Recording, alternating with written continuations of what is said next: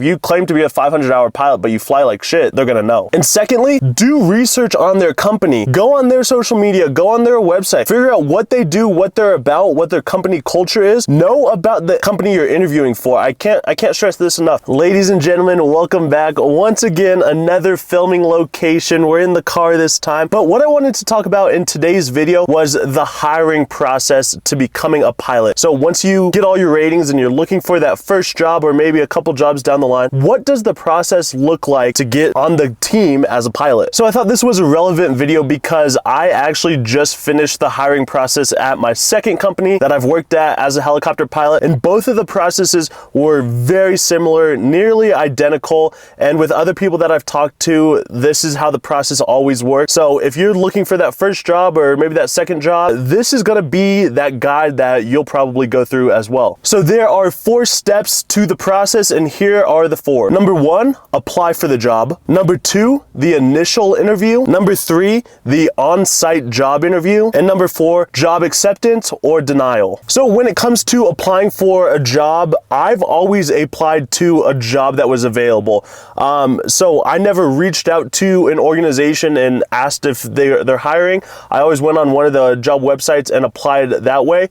Either way, if you apply on a website or you reach out, you are putting yourself up for the position. Now, one thing to mention with this is obviously meet the required minimums. They're always gonna post typically their hour minimums and the rating minimums that they want and the experience minimums that they want. So I would say try to have all of them. But if you're pretty close within, I don't know, maybe 100 hours of the minimums, go ahead and give it a shot. They may bounce back and say no, but give it a shot, but try to have the minimums met. Also, very important, have a resume as well as a cover letter. Now, the resume is just like your experience, and as a pilot, what you want on that resume is you want your flight weight and your flight height. I mean, in aviation, obviously, a lot of organizations really care about how much you weigh, so put that on, put your height on, and then all of your basic experience that you'd expect. You could put a picture on your resume, but it's not necessarily necessary.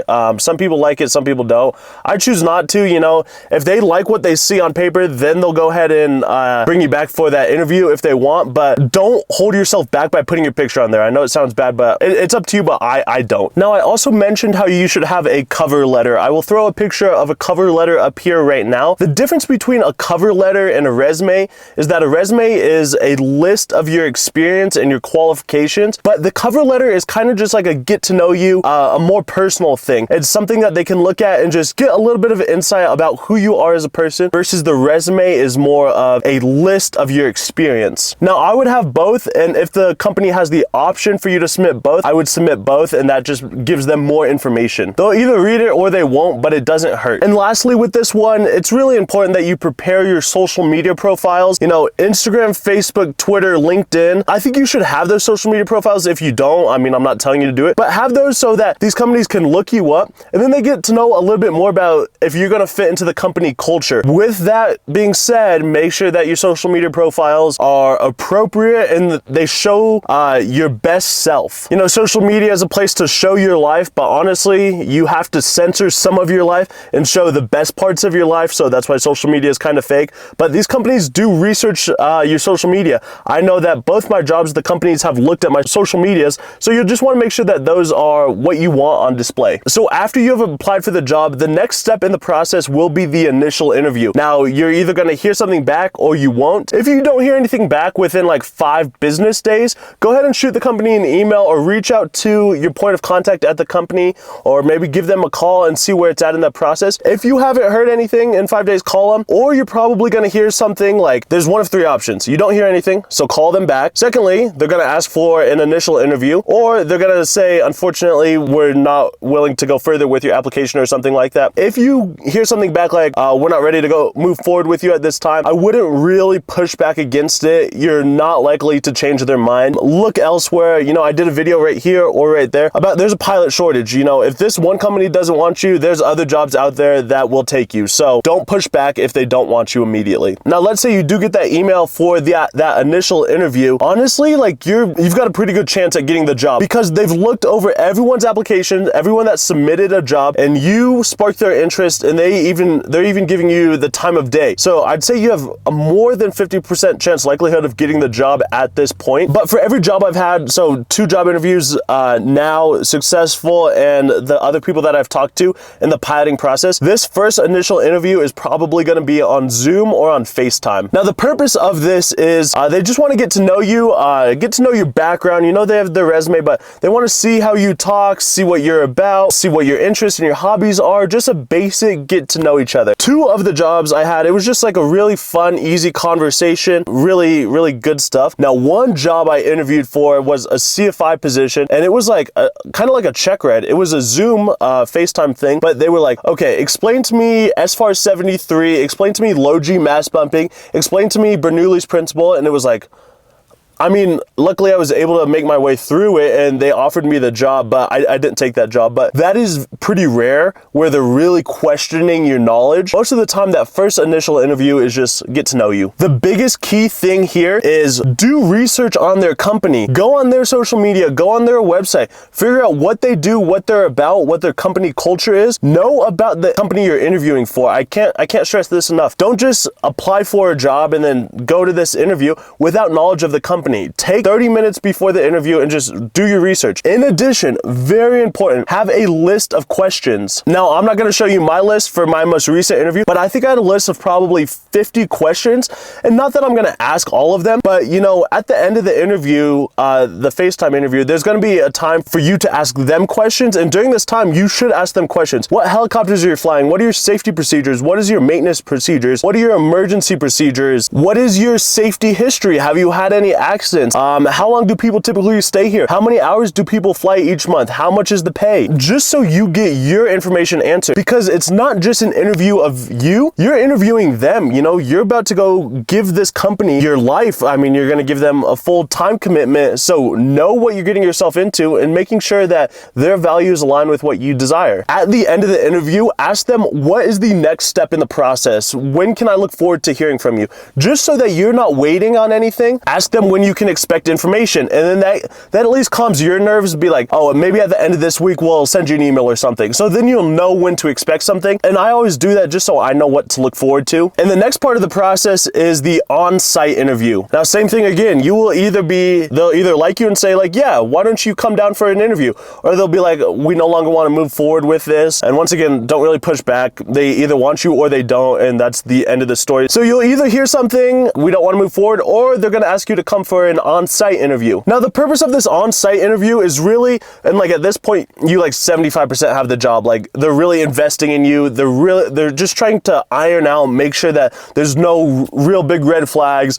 They want to see you in person. And so the on-site interview, they're gonna have you look around the facility and probably do a flight test. Now, I will say, for my CFI job, I never had to do a flight test. I just did a couple of Zoom interviews. They were all Zoom interviews, and then I had the job offer. I never went and did a flight test for my CFI job. But at this next job I'm going to, they brought me down, they had me do a flight test, and they showed me around the facility. Purpose of the flight test is not to see how good of a pilot you are. They don't want to see that you're like, oh, this really experienced, really good, natural born stick pilot. No, the purpose is they just want to see that you can like fundamentally fly, that you can like take like you've got general awareness of the aircraft, you can fly basic straight and level, you can do auto rotations, you don't get nervous, you can tell when someone is competent or not competent extremely quickly. They're not expecting you to know the procedures, and especially if you've never flown this aircraft before, they don't expect you to know how to fly it at all. They just want to see that you can hold the helicopter in a hover. It's just apparent that you've been in a helicopter before. They will teach you what you need to know. They will train you up to their standards.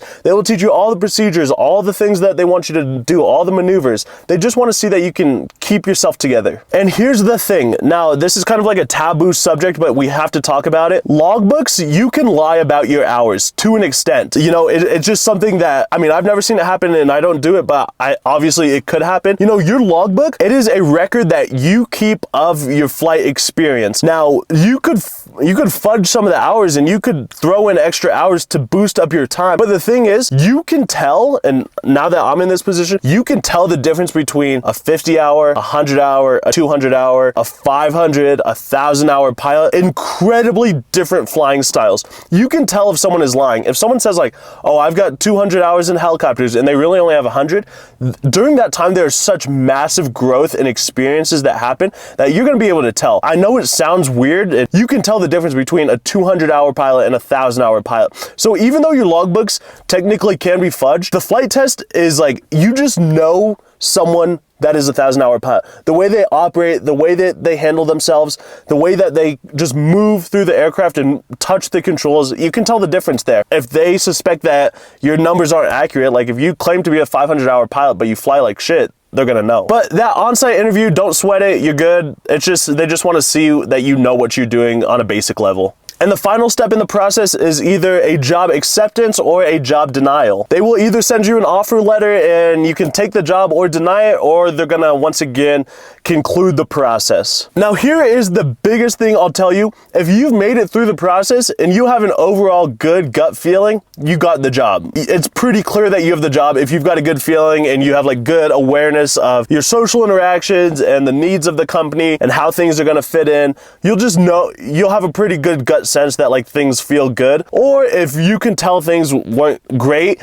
there's a chance that you might not get it, but there still remains the chance that you will get it. You know, as pilots, we're very smart, very intellectually capable, and we're very socially aware. So you know when something's wrong with your helicopter. Like if there's a little vibration or twitch or the engine moves a little bit, you're very tuned in, you're very keened into it. It's the same thing with the job. And like if you feel good about it, then it's probably good. But if you feel like something's wrong, something might be wrong. Now let's say with the job acceptance, you're very happy and you like it and you accept the job offer, you pretty much got it. The only things that you have to do at this point are a background check. And that background check is they're gonna run your name and your social security number against like the sex offender registry, like federal felony registry or stuff like that. Just make sure that you're not a bad person. And secondly, you're gonna have to do a drug test. Now this drug test is checking for cocaine, marijuana, stimulants, sometimes alcohol, but not really. And I mean, don't sweat it, but like as pilots, we're not supposed to be doing drugs, and don't drink alcohol right before it. But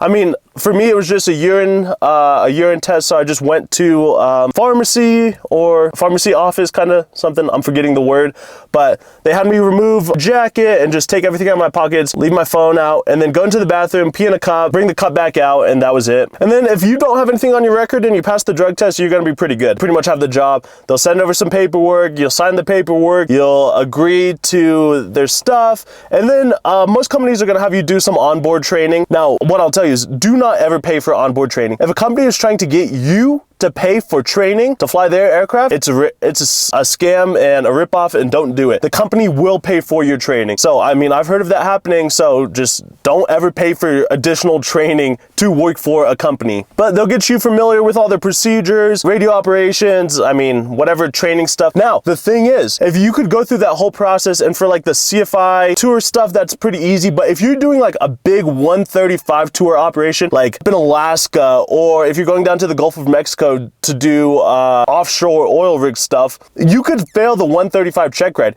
You could, and those big 135 jobs, I mean, I just had a couple friends that went up to Alaska to do the turbine transition, and they're doing part 135 operations, and I mean, it's like 20 hours of flights, 40 hours of ground. It's a lot of studying. And then at the end of that, you have to take a check ride and pass the check ride.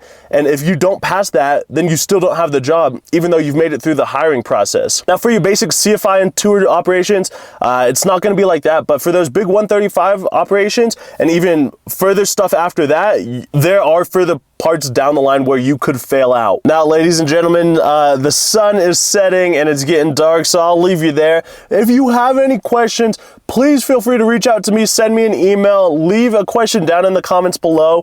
But hopefully this video finds you right as you're searching for that job and starting to apply, and I hope you get it. I wish you luck on your journey for that job. It's so fun, and it's so fun getting paid to fly and no longer having to pay for those flight hours. So I wish you luck. I hope you get the job.